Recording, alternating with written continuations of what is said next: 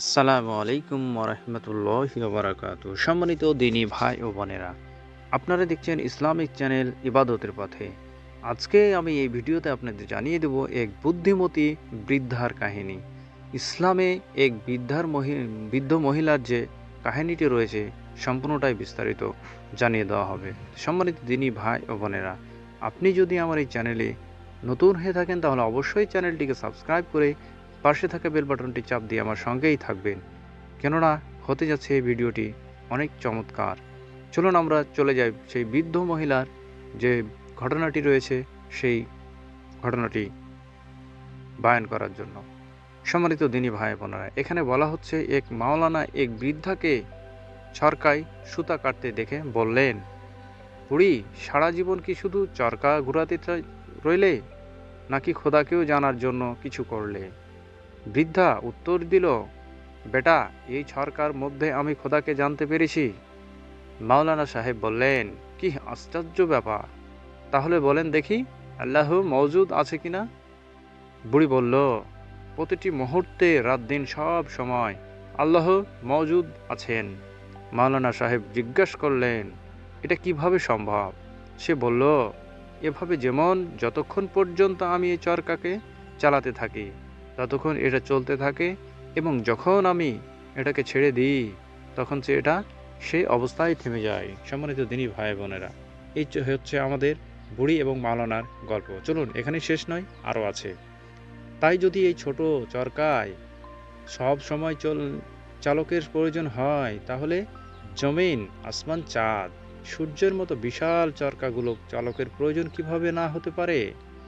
অতএব যেভাবে আমরা কাঠের চরকায় একজন চালকের প্রয়োজন হয়, সেই রকম আসমান জমিনের মতো বিশাল চরকাও চালকের প্রয়োজন হয়। যতক্ষণ পর্যন্ত সে চালাতে থাকবে ততক্ষণ পর্যন্ত এসব চরকা চলতেই থাকবে, এবং যখন ছেড়ে দিবে তখন থেমে যাবে। কিন্তু আমি কোনো এক সময় জমিন, আসমান, সূর্য, চন্দ্র থেমে থাকতে দেখিনি। এতেই প্রমাণিত হয় যে এইগুলো চালক সব সময় মজুদ আছেন। এতে মাওলানা সাহেব পুনরায় জিজ্ঞেস করলেন, আচ্ছা বলুন দেখি, আসমান জমিনের চালক একজন কি দুজন? বুড়ি জবাব দিল, একজনই, এবং এর প্রমাণও আমার এই চরকা। কেননা যখন আমি এই চরকাকে আমার মর্জি মোতাবেক যেদিকে চালনা করি, তখন এই চরকা আমারই মর্জিতেই সেই দিকে চলে। যদি অন্য আরও একজন চালক হতো, তাহলে সে হয়তো আমার সাহায্যকারী হয়ে আমার মর্জি মোতাবেক চালাতে, তখন চরকার গতি বৃদ্ধি পেয়ে স্বাভাবিক গতির মধ্যে তারতম্য সৃষ্টি হয়, ওই উৎপাদনে ব্যাঘাত হতো। আর যদি সে আমার মর্জি বিপরীত এবং আমার চালনায় উল্টো দিকে চালাতো, তাহলে এই চরকা হয়তো থেমে যেত অথবা ভেঙে যেত। সম্মানিত দিনী ভাইরা, কিন্তু এরকম হয়নি, কেননা আমি ছাড়া অন্য কেউ এটা চালাই নাই।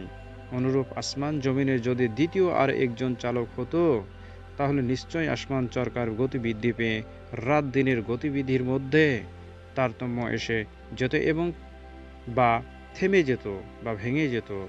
তখন এরকম হয়নি, তাহলে নিশ্চয় মনে করতে হবে আসমান জমিনের চরকা চালক একজনই।